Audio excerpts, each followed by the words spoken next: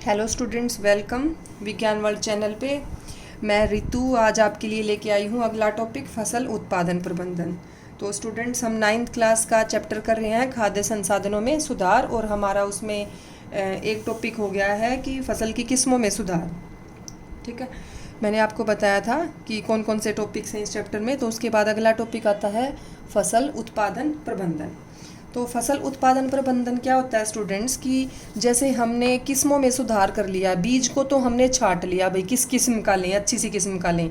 उसके बाद उत्पादन प्रबंधन में आएगा कि भाई हम उसकी देख रेख पूरी पौधे की, फसल की, बीज बोने से लेके और कटाई तक वो सारे काम उसको उसकी देख रेख अच्छे से करे, वो आएगा। वो होता है फसल उत्पादन प्रबंधन।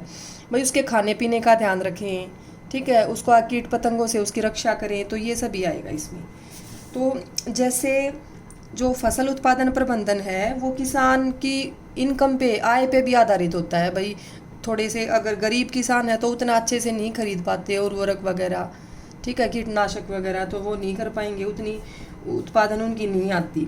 तो इसलिए जो बहुत सारी उत्पादन प्रणालियां बनाई गई हैं, कुछ कम लागत में भी होती हैं, कुछ थोड़ी लागत में भी होती हैं, और कुछ ज़्यादा लागत वाली भी आती हैं। तो अपनी उसके अकॉर्डिंग स्थिति के हिसाब से किसान इसका इस्तेमाल कर सकते हैं। तो देखिए, फसल उत्पादन प्रबंधन में हम क्या क्या टॉपिक पढ़ेंगे। एक तो आता है स्टूडेंट्स इसमें पोषक प्रबंधक, पोषक तत्व आएंगे इसमें। पोषक प्रबंधन कि इसका फसल का खाना पीना कैसा हो, कौन कौन से उसको पोषक तत्व मिले, सभी मिलने चाहिए पोषक तत्व, ठीक है। पोषक प्रबंधन हो गया। उसके बाद इसमें आएगा सिंचाई। क्या आएगा? सिंचाई। देखिए, जैसे नाम से लग रहा है सिंचाई मतलब इसमें पानी जो फसलों को हम देते हैं, तो वो उसका फसल का खाना हो गया, उसका पीना हो गया, पानी हो गया, ठीक है। फिर आती है उसकी जलवायु कैसी है, जलवायु होगी।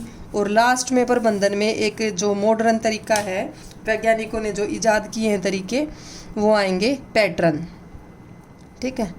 फसल का पैटर्न कि भाई उसको किस पैटर्न में उगाएं, इससे भी काफ़ी पैदावार पे फ़र्क पड़ता है, उत्पादन पे। तो फसल पैटर्न, पोषक प्रबंधन, सिंचाई, जलवायु और फसल पैटर्न, ये सभी होंगे हमारे फसल उत्पादन प्रबंधन के तरीके, कि इन सभी का ध्यान रख के, इन चारों पॉइंट्स का, कि फसल का उत्पादन हम बढ़ा सकते हैं, ठीक है। तो स्टूडेंट्स, इसमें सबसे पहले आता है आपका पोषक प्रबंधन। तो पोषक तत्व क्या होते हैं? देखिए, जैसे हम अपने खाने पीने में अपने लिए पोषक तत्व लेते हैं कि भाई खनिज लवण ले रहे हैं, विटामिन ले रहे हैं, प्रोटीन ले रहे हैं, ऐसे ही पौधों को भी आवश्यकता होती है, फसल को भी आवश्यकता होगी, ठीक है। तो जो पोषक तत्व है वो दो प्रकार के होते हैं। एक होते हैं वृहत पोषक तत्व और एक होते हैं सूक्ष्म पोषक तत्व। कौन से? वृहत पोषक तत्व और वृहत पोषक, और एक होते हैं सूक्ष्म पोषक तत्व। सूक्ष्म और वृहत, नाम से लग रहा है वृहत होता है बड़ा, सूक्ष्म होता है छोटा। तो वृहत में आएंगे जिनकी पौधे को ज़्यादा ज़रूरत होती है, ठीक है। कौन कौन से आएंगे? जिनकी पौधे को ज़्यादा ज़रूरत है। और सूक्ष्म पोषक में आएंगे जिनकी कम ज़रूरत है। तो वृहत पोषक में आते हैं, देखिए इस तरीके से मैंने तो अपना याद करने का बनाया हुआ था ये कभी से, कि एनपीके की खाद आती है, जो उर्वरक आते हैं तो उन पे लिखा भी होता है एनपीके। तो एनपीके आएंगे इसमें, नाइट्रोजन, फॉस्फोरस और पोटेशियम। ये आप तीसरा चैप्टर करेंगे, तीसरे चौथे चैप्टर में आएगा अच्छे से, इनके जो चिन्ह याद करने सीखेंगे हम। तो इसमें आते हैं नाइट्रोजन, फॉस्फोरस, पोटेशियम और कैल्शियम, मैग्नीशियम, सल्फर, ठीक है। वृहत पोषक में ये आएंगे nitrogen, phosphorus, potassium, calcium, magnesium, sulphur. और सूक्ष्म पोषक वो तत्व होते हैं जिनकी पौधे को कम ज़रूरत होती है, कि भाई थोड़ा बहुत मिलेंगे उसमें भी काम चल जाएगा। इनसे बचे हुए जितने भी बच गए ना आपके खनिज लवण, वो सब इसमें आएंगे। भाई आयरन हो गया, मैग्नीज हो गया, Mn, ठीक है, बोरोन हो गया, B, जिंक को Zn से लिखेंगे, और आपका क्लोरीन हो गया, कॉपर हो गया। इस तरीके के सारे किस में आएंगे? सूक्ष्म पोषक तत्व होते हैं। तो वृहत और सूक्ष्म आपको पता चल गया होगा। अब इसमें पोषक प्रबंधन में एक और ध्यान रखना है कि भाई ये मिलते कहाँ हैं पौधे को, कहाँ से मिलते हैं पोषक तत्व। तो मैं आपको ये बता दूं कि जैसे कार्बन है, कार्बन कहाँ से मिलता है? CO2 हवा में होती है तो कार्बन मिलेगा हवा से। ऑक्सीजन भी किससे मिलेगी? हवा से मिलेगी। ठीक है, कार्बन ऑक्सीजन किस में आ जाएंगी? ये मैंने नहीं लिखे, कार्बन हाइड्रोजन ऑक्सीजन, ये तीनों इसी में आते हैं, carbon hydrogen oxygen, sodium nitrogen phosphorus potassium. तो ये कार्बन और ऑक्सीजन मिल जाएंगे CO2 से, हवा से, और H हाइड्रोजन मिलेगा जल से। देखिए जैसे ये होती है ना आपकी कि भाई हवा में CO2 है तो कार्बन ऑक्सीजन उससे मिल गए, जल में H2O है, जल H2O होता है ना सूत्र, तो जल से हाइड्रोजन और ऑक्सीजन मिल गए, कार्बन और ऑक्सीजन मिल गए हवा से, ये पानी से। उसके अलावा जितने भी बच गए ना, ये सारे मिट्टी से लेता है, मृदा से। कहाँ से लेती है फसल पौधा? मृदा से। भाई जितने भी जो बच गए सूक्ष्म पोषक तत्व भी जो बच गए हैं वो कहाँ से मिलेंगे? मृदा से मिलेंगे। ठीक है, इसमें भी जैसे आपका मोलिब्डेनम भी आ जाएगा, और भी जो भी बचे हुए हों वो आप इसमें लिख सकते हैं। तो इससे ये पता चलता है कि कौन सा कहाँ से मिलेगा। और देखो जैसे हमारे अंदर भी जीव जंतुओं में भी अगर कोई पोषक तत्व अच्छे से ना मिले तो उसकी कमी हो जाती है, और कमी हो जाती है तो बहुत सारे रोग उत्पन्न हो जाते हैं, हमारी वृद्धि पर असर पड़ता है। ठीक है, रोगों के प्रति जो हमारी रोग प्रतिरोधक क्षमता है वो कम हो जाती है। तो ऐसे ही फसलों में होएगा, पौधों में भी ऐसे ही होता है, इनकी कमी से उनकी भी वृद्धि पर असर पड़ता है। ठीक है, रोग बढ़ने लग जाते हैं पौधों के अंदर भी। तो ये था आपका पोषक प्रबंधन। ठीक है, उसके बाद पोषक प्रबंधन में कि भाई ये तो वो ज़मीन से ले लेंगे, लेकिन हम क्या करें पोषक प्रबंधन में? हम ऐसा अलग से क्या कर सकते हैं जिससे उसकी पोषक तत्व बढ़े और अच्छा उत्पादन हो? हम तो अपना प्रबंधन पढ़ रहे हैं कि ना, हम क्या प्रबंध कर रहे हैं उत्पादन बढ़ाने के लिए। तो इसके लिए मैं बता दूं आपको स्टूडेंट्स कि 2 पॉइंट्स हैं, एक आता है खाद और एक आते हैं उर्वरक। ठीक है, क्या आते हैं? उर्वरक। ये 2 चीज़ें हैं जो हमें करनी होंगी पोषक तत्व देने के लिए फसल को, ताकि उसका उत्पादन बढ़े। अब वैसे तो इस पे काफ़ी एक बड़ा क्वेश्चन भी बनता है, खाद और उर्वरक में अंतर। तो मैं आपको बता रही हूँ, आप ध्यान से सुनना कि इसमें कौन कौन से पॉइंट्स हैं। तो देखिए जो खाद होती है, खाद पहली बात तो बनती है जैसे गोबर वगैरह से, मतलब जो साधारण सा देसी तरीका होगा उससे खाद बनती है। उर्वरक तो खरीदे जाते हैं, बने बनाए फैक्ट्रियों में बनते हैं। ठीक है, खाद के पूरे उर्वरक के वो आते हैं, पूरे के पूरे इसके कट्टे से आते हैं, उनको बोलते हैं, बोरियों में भर के देखा होगा आपने कहीं किसानों में किसी के घर। तो उर्वरक तो ये बनाती हैं, फैक्ट्रियाँ बनाती हैं, रासायनिक हैं ये। और खाद घर पे भी बनाए जा सकते हैं साधारण तरीके से, और इससे लंबे समय तक फ़ायदा होता है ज़मीन को। ठीक है, और पर्यावरण को कोई भी नुकसान नहीं होता। उर्वरक में आप देखते हैं कि अगर उर्वरक ज़्यादा डल जाए तो प्रदूषण हो जाता है, आपका मृदा प्रदूषण हो जाता है, मिट्टी प्रदूषित हो जाएगी। और अगर कई बार जैसे पानी दिया हो पौधों में, फसलों में पानी दिया हो, सिंचाई की हो, उस टाइम पे अगर उर्वरक डाल दें तो वो पानी के साथ बह जाते हैं, नदियों वगैरह में चले भी जाते हैं, ऐसा भी हो सकता है कहीं और चले जाएं, तो जो आपका उससे जल प्रदूषण हो सकता है। तो उर्वरक थोड़ा प्रदूषण करते हैं। और अगर ये जो आहार श्रृंखला है, आहार श्रृंखला पढ़ेंगे आप 10वीं कक्षा में जाके, उसमें घुस जाते हैं अगर उर्वरक, तो जीवों को भी नुकसान पहुंचाते हैं, क्योंकि सभी जीव पौधों पर ही तो निर्भर है अपने भोजन के लिए। ठीक है, और अगर लंबे समय तक इनका इस्तेमाल किया जाए तो इससे उर्वरक क्षमता, जो उपजाऊ क्षमता है मिट्टी की, वो घटती है, इनसे बढ़ेगी, इनसे घटेगी, क्योंकि ये अपने आप जो उसके अंदर पोषक तत्व हैं वो अपने आप नहीं बनने देंगे।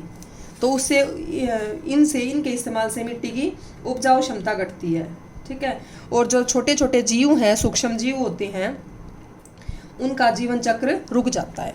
तो ये 4-5 पॉइंट्स बताए हैं मैंने उर्वरक के बारे में, जिनसे उर्वरक के इस्तेमाल से नुकसान होता है और खाद के इस्तेमाल से फ़ायदा होता है।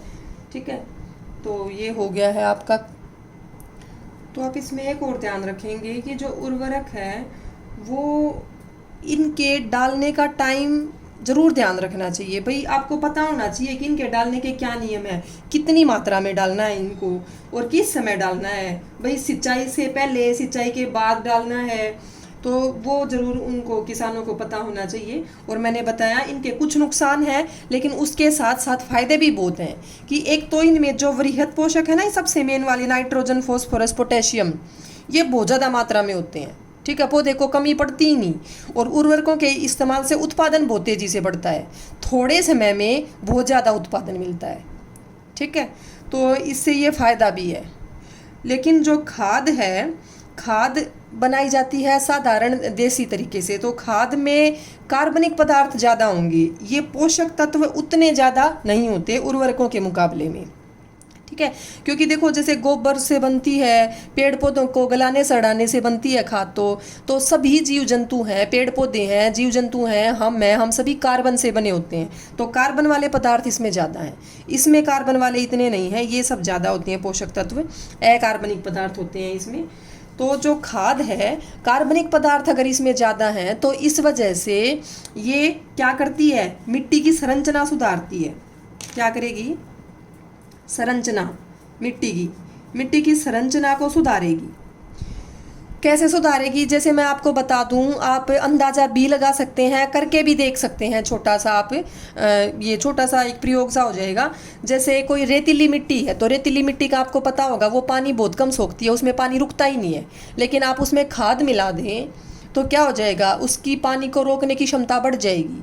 ऐसे ही चिकनी मिट्टी जो होती है, चिकनी मिट्टी बहुत ज़्यादा पानी को रोकती है, ज़रूरत से ज़्यादा, उसमें से पानी निकलता ही नहीं है। तो अगर आप उसमें खाद मिला देंगे चिकनी मिट्टी में, तो उसकी पानी को रोकने की क्षमता थोड़ी सी घट जाएगी। तो मिट्टी का सुधार करती है, उसकी संरचना को सुधारती है ये खाद। ठीक है, असल में जो मिट्टी का पूरा सुधार है वो खाद करेगी, उर्वरक तो नुकसान करते हैं, मिट्टी के लिए नुकसानदायक है। तो अगर हम खाद की बात करें कि ये कितने टाइप की होती है और इसे कैसे बनाया जाता है, तो स्टूडेंट्स मैं आपको बता रही हूँ कि एक होती है कंपोस्ट। क्या होती है, कंपोस्ट। एक होती है vermi compost, vermi compost. Vermi शब्द इस्तेमाल होता है कीड़ों के लिए, वोम्स कीड़े बोलते हैं इंग्लिश में, वर्मी कंपोस्ट। और तीसरी आती है आपकी हरी खाद। कैसी आती है, हरी खाद। तो ध्यान से सुनना इनको कैसे बनती है।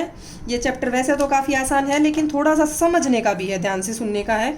तो कंपोस्ट मैं आपको बता रही हूँ, कंपोस्टीकरण ऐसी प्रक्रिया है जैसे जो जीव हैं उनके अपशिष्ट पदार्थ, भाई उनका मलमूत्र, सारा पशुधन बोलते हैं उन्हें, पशुधनों का मलमूत्र।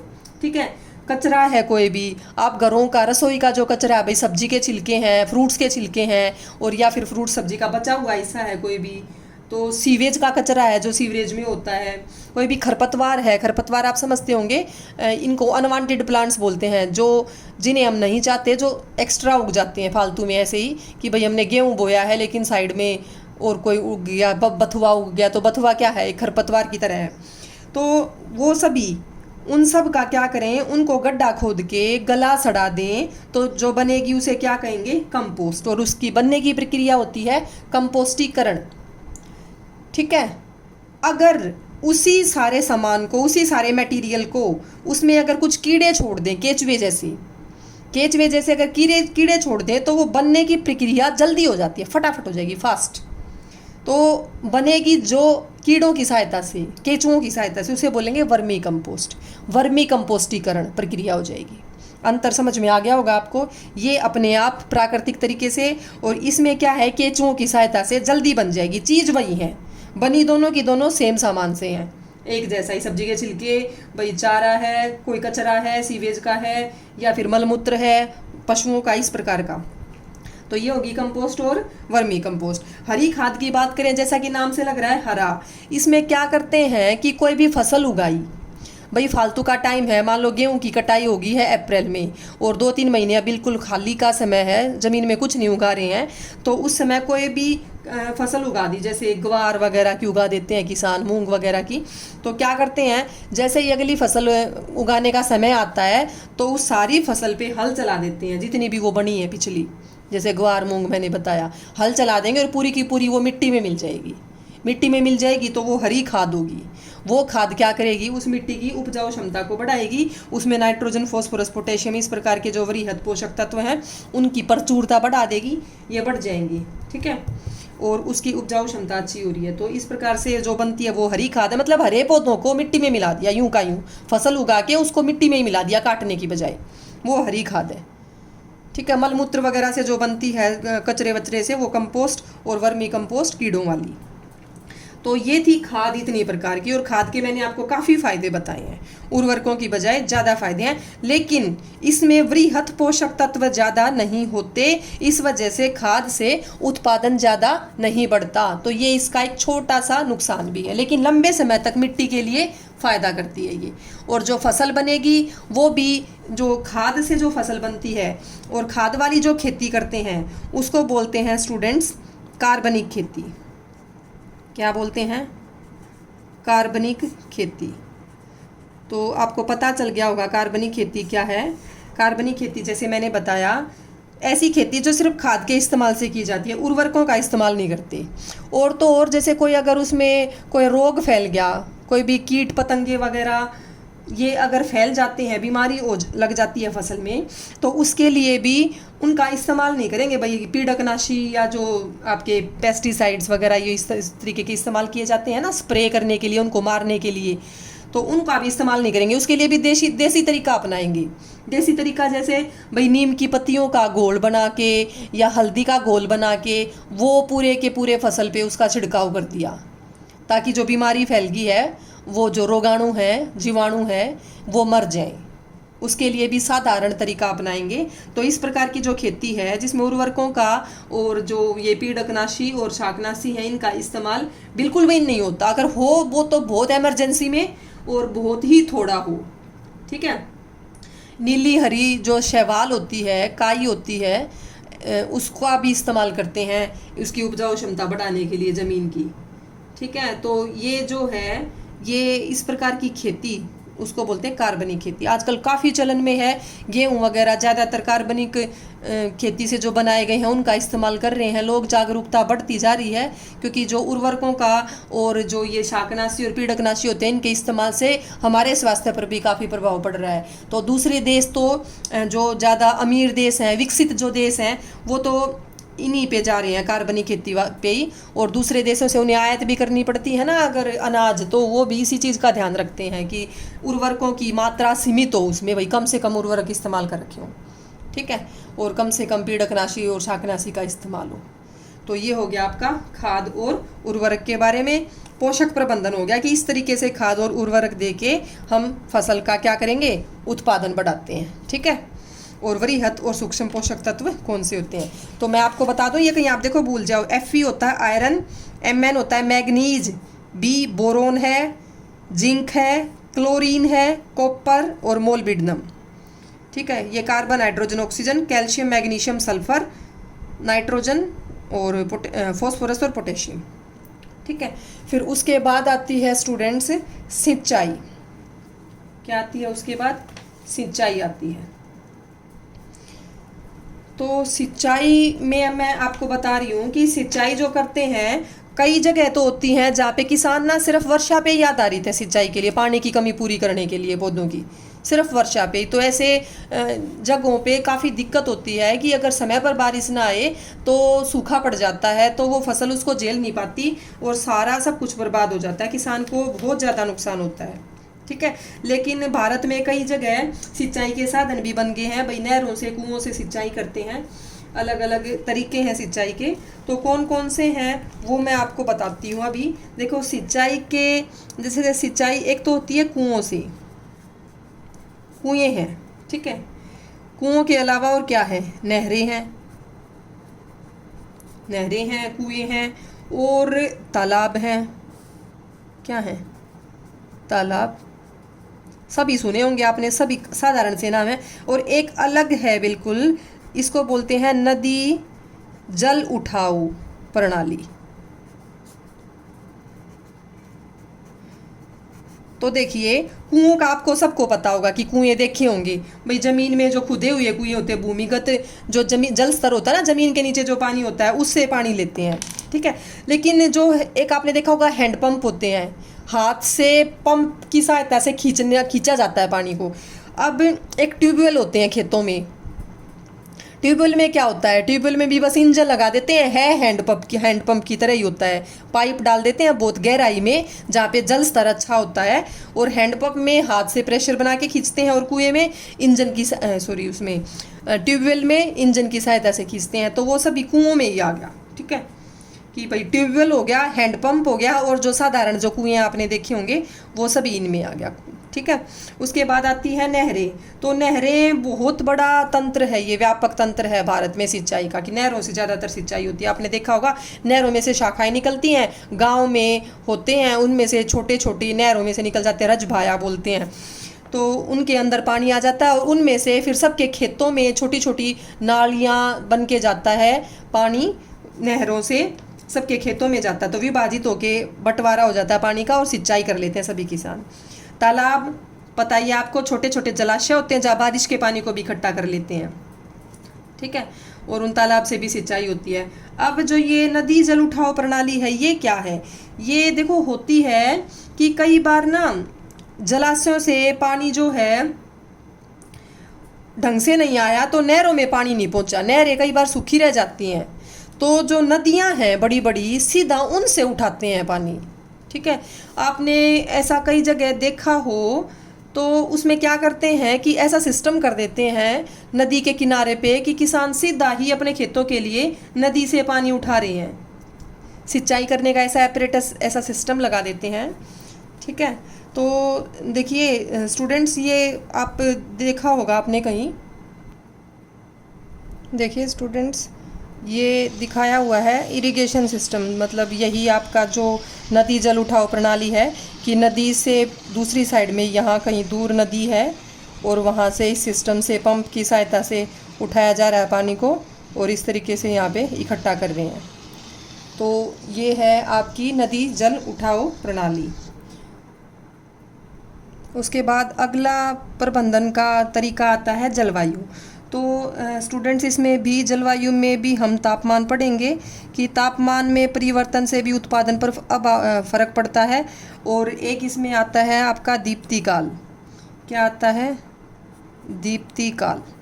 दीप्तिकाल होता है सूर्य के प्रकाश का समय, कि कितनी देर तक पौधे को सूर्य का प्रकाश मिलता है। तो इसके आधार पर पौधों में क्या होता है? पुष्पन होता है। फूल जो आते हैं वो दीप्तिकाल के आधार पे आते हैं कि कितनी देर उन्हें सूर्य का प्रकाश मिला।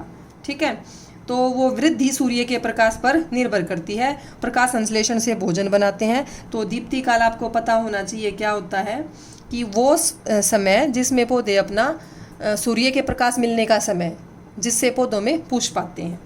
और इसी में एक टॉपिक और है कि एक तो होती हैं खरीफ की फसलें, इसी के आधार पर कि दीप्तिकाल कितना मिलता है पौधों को। एक होता है रबी की फसलें। तो खरीफ की फसलें होती हैं स्टूडेंट्स जो गर्मियों में उगाई जाती हैं, और गर्मियों में भी वर्षा के जो मौसम में उगाई जाती हैं उन्हें कहते हैं खरीफ की फसलें। तो बारिश के मौसम में जैसे जून जुलाई के आसपास उनकी बुआई होती है, बोया जाता है उन फसलों को, और अक्टूबर तक कटाई हो जाती है, क्योंकि ज़्यादातर जगह मानसून का, बारिश का यही समय है। ठीक है, तो उन्हें कहते हैं खरीफ की फसलें। जैसे धान बोया जाता है सबसे ज़्यादा, सोयाबीन, मक्का भी बोया जाता है, उड़द, मूंग, अगर दालों की बात करें तो वो सभी खरीफ की फसलें हैं। और खरीफ की फसलों में जो दीप्तिकाल है वो उन्हें ज़्यादा मिलता है, क्योंकि दिन लंबे होते हैं ऐसे समय पे, और ज़्यादा दीप्तिकाल से उनमें जो है मैच्योरिटी आएगी, पकेंगी वो फसलें ज़्यादा दीप्तिकाल से। फिर आती है रबी की फसलें। रबी की फसलें होती हैं जो सर्दियों में उगाई जाती हैं, जिनको दीप्तिकाल कम मिलता है, और कम तापमान और कम दीप्तिकाल। खरीफ में ज़्यादा तापमान और ज़्यादा दीप्तिकाल, तो रबी में ज़्यादा कम तापमान और कम दीप्तिकाल। जैसे गेहूँ है, सर्दियों में नवंबर में बोया जाता है, अप्रैल में, मार्च अप्रैल में कटाई हो जाती है। ठीक है, चना हो गया, सरसों होगी, गेहूँ के साथ भी बोते हैं सरसों को, मटर होगी। तो ये सारी फसलें हैं रबी की और खरीफ की, ये दोनों मैंने आपको बता दी है। तो जलवायु का भी ध्यान रखने से उत्पादन पे बिल्कुल प्रभाव पड़ता है। उसके बाद आ गया लास्ट वाला हमारा फसल पैटर्न। इससे उत्पादन पे कैसे फ़र्क पड़ेगा? देखो स्टूडेंट्स, इसमें फसल पैटर्न में क्या क्या आता है। एक तो हम इसमें पढ़ेंगे मिश्रित फसल, कि फसल को मिला देते हैं, दो तीन फसलों के बीज, और फिर उगाते हैं, उसको बोलते हैं मिश्रित फसल। फिर एक आती है आपकी अंतरा फसलीकरण। क्या आती है? अंतरा फसलीकरण। अंतरा फसलीकरण भी मैं आपको बताऊंगी क्या होता है। उसके बाद एक आती है आपकी फसल चक्र। क्या आती है? फसल चक्र, तीसरे वाला फसल चक्र। तो ये 3 तरीके के हैं और काफ़ी इंपॉर्टेंट पैटर्न है ये, मतलब अक्सर आ जाते हैं पेपर में, तो इनको आप ध्यान से सुनिएगा क्या होते हैं। देखिए, सबसे पहले मैं आपको बता रही हूँ मिश्रित फसल के बारे में। तो मिश्रित फसल होती है स्टूडेंट्स की फसल को मिला दिया, जैसे गेहूं और सरसों हैं उनको इकट्ठी उगाएंगे। कई बार स्टूडेंट्स इन दोनों में कन्फ्यूज होते रहते हैं बच्चे, तो आपको ध्यान देना है कि इनमें क्या अंतर है। देखो, मिश्रित फसल में तो पहले बीज ही मिला देते हैं, भाई गेहूं है सरसों है तो गेहूं और सरसों के सारे बीज इकट्ठे कर दिए आपस में, बीज इकट्ठे करके और खेत में कहीं पे भी बो देंगे, कहीं पे भी सरसों उगे कहीं पे भी गेहूं उगे, कोई फर्क नहीं पड़ता, बीज ही मिला दिए। तो कहीं कोई पौधा सरसों का है कोई गेहूं का है, ठीक है। तो इससे फ़ायदा क्या होगा मिश्रित फसलीकरण से? इससे होगा कि भाई एक फसल बाई चांस कुछ ऐसा हो गया कि एक फसल में बीमारी फैल गई या कुछ और कारण हो गया, एक नष्ट भी होगी तो भी उत्पादन की आशा तो बनी रहेगी कि भगवान करे भाई दूसरी वाली फसल अच्छी हो जाए, किसान ऐसा ही सोचेंगे, ठीक है। इसी वजह से मिश्रित फसलीकरण करते हैं वो, कि मान लो सरसों खराब होगी किसी कारणवश तो गेहूं की उपज आ जाएगी, ज़्यादा नुकसान तो नहीं होगा, तो वो है मिश्रित फसल। अंतरा फसलीकरण में होता है इसमें स्टूडेंट्स की, इसमें भी एक समय पे 2 फसल उगाते हैं लेकिन उनके बीजों को नहीं मिलाते। एक स्पेशल एक तरीका होता है उगाने का, ठीक है। एक निर्दिष्ट पैटर्न होगा बिल्कुल ठीक ठाक कि ऐसे लाइनों में उगाएंगे। जैसे आपको दिखा रही हूँ कि ये इस लाइन में उगाए सभी में गेहूँ, फिर ये लाइन आ गई सरसों की, फिर ये गेहूँ की लाइन आ गई, फिर ये सरसों की लाइन आ गई। इस तरीके का एक फिक्स पैटर्न लेके चलेंगे, ठीक है। ये तो अक्सर करते हैं, मैंने भी देखा है क्योंकि हम जैसे मेरे भी फादर जो हैं किसान हैं, तो मैंने खुद देखा है कि इस तरीके से गेहूं के साथ सरसों होती है, ठीक है। तो सरसों की क्या करते हैं इसमें अंतरा फसलीकरण। अब लाइनों में होते हैं, फिक्स पैटर्न है, जैसे सरसों के साथ गेहूं मिला सकते हैं, सोयाबीन के साथ मक्का कर सकते हैं। इससे क्या फ़ायदा होगा, अब इसमें उन फसलों को लेते हैं जिनकी पोषक तत्वों की ज़रूरतें भिन्न भिन्न हो। भाई गेहूं को तो मान लो ये ज़्यादा चाहिए नाइट्रोजन फॉस्फोरस पोटेशियम उदाहरण के तौर पे, सरसों को मान लो कोई और ज़्यादा कोई सा और पोषक तत्व ज़्यादा चाहिए, तो ज़मीन से सभी पोषक तत्व लिए जाएंगे और एक दूसरी फसल पे उनका कंपटीशन भी नहीं होगा, आपस में भी कम्पीट नहीं करेंगी, ठीक है। स्पर्धा नहीं रहेगी कि भाई मेरे को नाइट्रोजन ज़्यादा मिल गया और सरसों को कम मिला, इस तरीके से, ठीक है। तो अंतरा फसलीकरण आपको समझ आ गया होगा कि लाइनों में फिक्स पैटर्न में उगाते हैं और मिश्रित फसल में रैंडम उगाते हैं। इससे बस फ़ायदा होता है कि एक फसल बच सकती है, ठीक है। अंतरा फसलीकरण से भी एक तो यही फ़ायदा है और दूसरा ये है कि इनकी भिन्न भिन्न आवश्यकताएँ हैं, तो जो पोषक तत्व डालेंगे उनका भरपूर इस्तेमाल हो जाएगा। तो ये हो गया। फिर तीसरा है फसल चक्र। फसल चक्र में क्या करते हैं स्टूडेंट्स, इसमें तो जैसे चक्र नाम से लग रहा है तो चक्र चलता है कि वो चक्र भी फिक्स होता है कि एक बार गेहूं का नंबर है गेहूं के टाइम पे, फिर धान का नंबर है, फिर गेहूं का नंबर है, फिर धान का नंबर है। तो इस तरीके से एक के बाद एक परिपक्वन काल के आधार पर कि कौन सी किस टाइम पकती है और कौन सी किस टाइम बोई जा सकती है।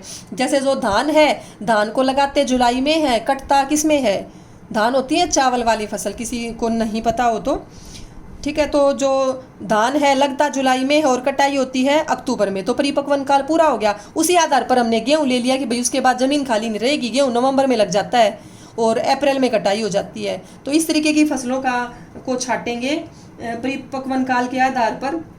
तो ये होता है फसल चक्र। फसल चक्र से क्या होगा कि भाई इससे जो है एक वर्ष में 2 या 2 से ज़्यादा या 3 फसलें भी उगाई जा सकती हैं और जितनी ज़्यादा फसल उगाएंगे उत्पादन उतना ज़्यादा अच्छा होगा, कमाई उतनी ज़्यादा बढ़ेगी। तो ये हो गया स्टूडेंट्स हमारा, ये काफ़ी इंपॉर्टेंट है, ज़रूर आना चाहिए आपको और सभी के आपको उदाहरण भी करने हैं। जैसे मैं आपको बता देती हूँ, अगर मिश्रित फसल के उदाहरणों की बात करें तो मिश्रित फसल में मैंने बताया था अभी कि गेहूँ है, गेहूँ के साथ सरसों आ जाएगा। ये अंतरा फसलीकरण में भी कर सकते हैं, पैटर्न उसमें भी आता है। मैंने जो देखा है मैंने अंतरा फसलीकरण वाला देखा है कि भाई हमारे खेतों में गेहूँ सरसों की लाइन बनाते थे, एक लाइन में सरसों होती थी। तो आमतौर पर किसानों को भी पता होता है इनके बारे में कि भाई गेहूँ के साथ चना भी कर सकते हैं, इसमें मिश्रित फसलीकरण में भी कर सकते हैं गेहूँ सरसों। और फिर मूंगफली है, मूंगफली के साथ है आप सूरजमुखी, सूर्यमुखी भी बोलते हैं इसे, सूरजमुखी भी कहते हैं, सूर्यमुखी भी उगा सकते हैं। ये हो गए मिश्रित फसलीकरण के एग्जाम्पल, उदाहरण हो गए। और अगर इसके उदाहरणों की बात करें अंतरा फसलीकरण के, तो अंतरा फसलीकरण में एक तो सोयाबीन के साथ आप मक्का, किसका इस्तेमाल कर सकते हो, मक्का, सोयाबीन के साथ, ठीक है। और बाजरा है, बाजरे के साथ लोबिया, लोबिया आपने देखा होगा सोयाबीन जैसा ही होता है, किसके जैसा होता है, सोयाबीन जैसा ही। तो बाजरे के साथ लोबिया का कम्बिनेशन, मक्के के साथ सोयाबीन का कम्बिनेशन, ये अंतरा फसलीकरण में है। फसल चक्र मैंने आपको जैसे बताया ही, गेहूं का और धान का फसल चक्र चलता है। तो स्टूडेंट्स ये हो गया हमारा आज फसल उत्पादन प्रबंधन। तो अगर आपको कोई भी टॉपिक नहीं समझ आया है तो आप कमेंट बॉक्स में डाल सकते हैं। अगर आपको कोई भी प्रॉब्लम है तो ज़रूर डालिएगा। और अगर ये पसंद आई है, आपको मेरा पढ़ाया हुआ वीडियो पसंद आई है, तो इसे शेयर और सब्सक्राइब ज़रूर करें।